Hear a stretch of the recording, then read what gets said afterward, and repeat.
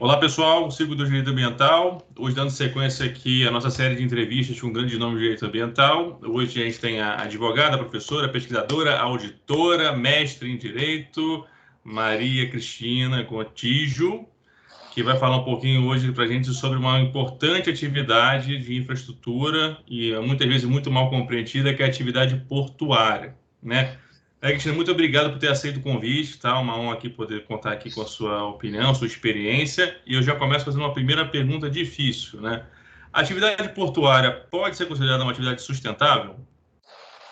Pedro, tudo bom, doutor Pedro? Pedro, meu colega, hoje já mais próximo, tudo bem? Fico muito feliz. Primeiro, gostaria muito de agradecer essa participação, na realidade, que me honra muito, porque realmente são grandes, eu venho acompanhando e são grandes nomes do direito ambiental brasileiro que passam e que passaram por aqui. Então, me sinto privilegiada e muito honrada mesmo, grata pelo convite. E, de fato, falar de portos, que hoje, né, a minha paixão, assim, navegação em portos é algo que sou nascida numa cidade portuária, fui criada numa cidade portuária, que é Santos, né, que abriga, querendo ou não, ainda é o maior porto da América Latina, em movimentações, atingindo aí a maior movimentação recorde agora recente. Enfim, falar de atividade portuária é engraçado.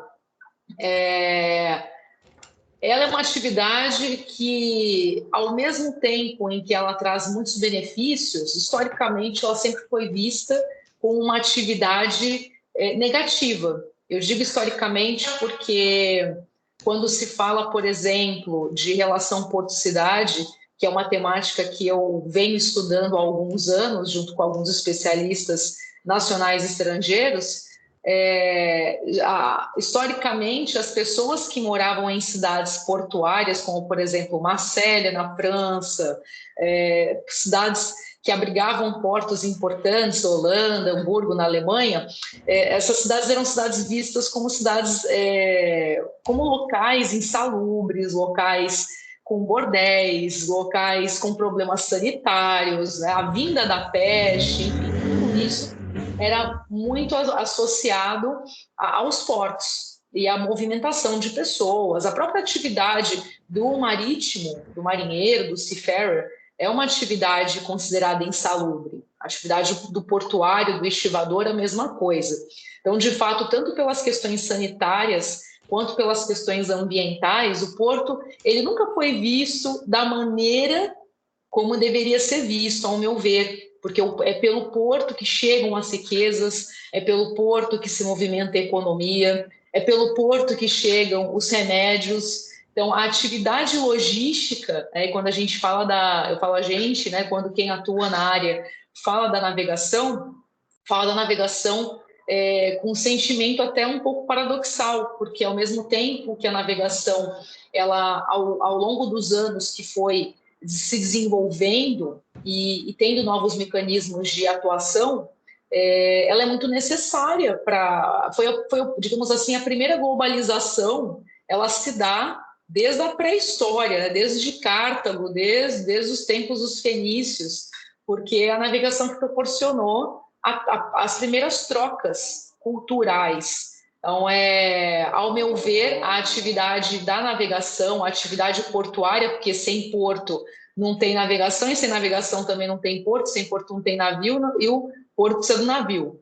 Então, é uma atividade que, tal qual, como havíamos falado com a mineração, é uma atividade muito antiga, né, ancient, é uma atividade anciã, extremamente necessária e que foi necessária para vários períodos da humanidade, que ainda porque hoje 90% do modal mundial, 90% do transporte mundial é feito pela via marítima, inclusive em tempos de Covid, os portos, a maioria dos portos não pararam, a atividade do marítimo continuou. Então, apesar de algumas situações que fazem com que os portos ainda não sejam bem vistos ou que não fossem bem vistos, eles são extremamente necessários para o desenvolvimento e para o desenvolvimento não só econômico, mas cultural da humanidade, né? A questão do cosmopolitismo. Então, o porto ele é uma atividade, ao meu ver, hoje sustentável, porque temos temos green ports. Singapura é considerado green port, Los Angeles é um modelo de green port, um porto verde. A Holanda também possui alguns portos com selos verdes. A gente está acompanhando um desenvolvimento hoje de portos muito mais verdes e muito mais sustentáveis.